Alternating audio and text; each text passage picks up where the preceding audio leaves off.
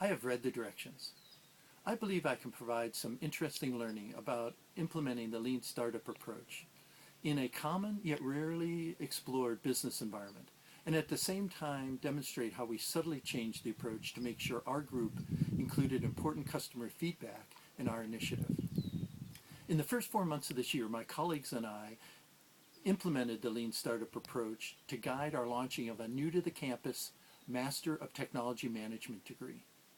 This was a big investment not just in the degree program, but also in the academic unit itself by our Dean of Engineering. This was a bold move. It was getting a lot of attention, or is getting a lot of attention on campus. Not all of it supportive. And so it's very important that in this first year we hit a bullseye and make sure, in order to make sure we don't become the bullseye of some other department's target. We had been teaching the lean approach in our classes. We had also been using the lean approach in our new venture competition for years, so it was very natural that we eat our own cooking. I'm an experienced lean practitioner, and so I didn't really expect there to be much difference in implementing this in this way. I had used it for hardware, for software, for systems, for services. How much different could it be for a master's degree program?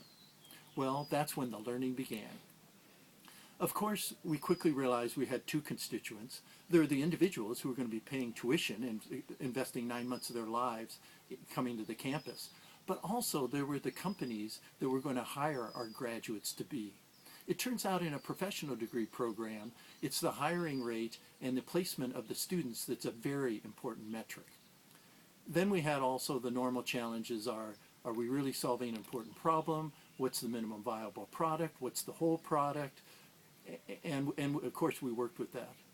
There were two very important pivots we have, and this is something I'll emphasize.